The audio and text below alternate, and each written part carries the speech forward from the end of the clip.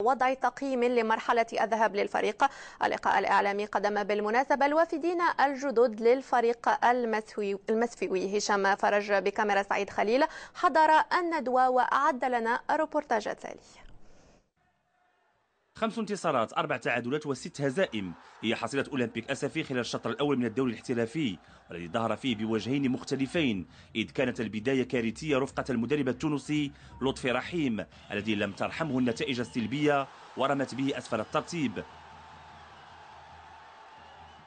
ليتم اللجوء إلى المدرب السابق للفريق يوسف فرتوت، وهو العارف بخبايا النادي، إذ تمكن من مداواة جراح القرش المسفيوي وإعادته لدائرة المنافسة بدون مركب نقص.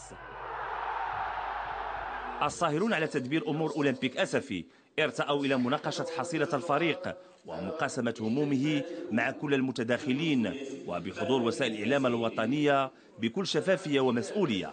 حاولنا نكونوا احترافيين من خلال التقليد ديال الندوه الصحفيه بينيه اللي غتكون في ميركاتو الشتوي، وندوه اخرى اللي غتكون في نهايه الموسم. من خلال الحصيله ديال الفريق العمل اللي قام به مكتب مسير وجميع المتدخلين داخل النادي، كاين مجموعه من المحاور، ولكن بالاساس الذهن ديالنا تيمشي دائما للفريق الاول. بالنسبه للفريق الاول كما تبع الجميع ان الحصيله ديالو التقنيه هي حصيله لا باس بها، وخاصه منذ المجيء السي يوسف فرتوت تنعتبروا بان الفريق حقق واحد القفزه كانت عندنا نتائج مخيبه للامل في الدورات الاولى، ولكن مع مجيء يوسف تضافر جميع الجهود خاصه اللاعبين اطر تقنيه والمكتب المسير وجميع المتدخلين، تمكن الفريق باش يحقق نتائج ايجابيه ويرجع في الصبوره ديال الترتيب. الشطر الاول من الدوري الاحترافي قد عرف العديد من الهزات داخل البيت المسفيوي، بداية بالنتائج السلبية التي لم تكن لترضي الأنصار والمحبين، مرورا بالتطحنات والصراعات الخفية، إذ ظلت حناجر الغيورين على الفريق تطالب بالتغيير وإيقاف النزيف أملا في الظهور بوجه مشرف خلال مرحلة الإياب.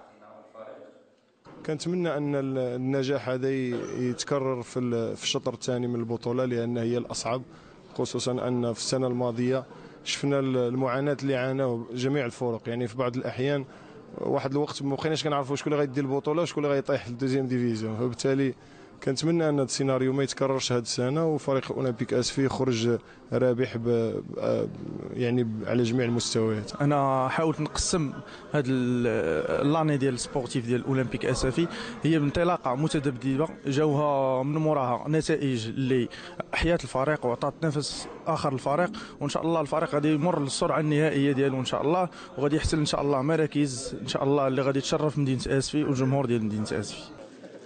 فترة الانتقالات الشتوية كانت فرصة من أجل ترميم الصفوف، فإذا كان الفريق قد قام بتسريح 7 لاعبين، فبالمقابل يوسف فرتوت اقتنع بمؤهلات 8 عناصر، بداية بالحارس يوسف باها القادم من المغرب التطواني، البنيني رزاق أوتوميسي، عادل حامي المدافع السابق لاتحاد تمارا، الدولي المالي أبو كوناطي، عرطيف نيت الحسن قادم من اتحاد طنجة، إلى جانب محسن الخياطي، ومحمد الرواس اللاعب السابق للمغرب التطواني.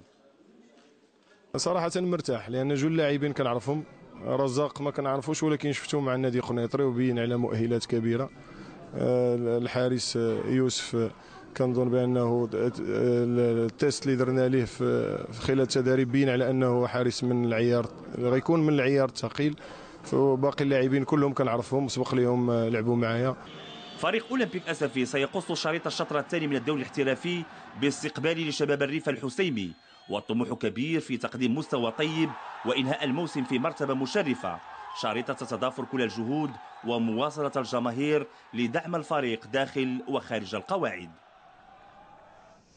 إلى كأس أمم إفريقيا غينيا الاستوائية 2015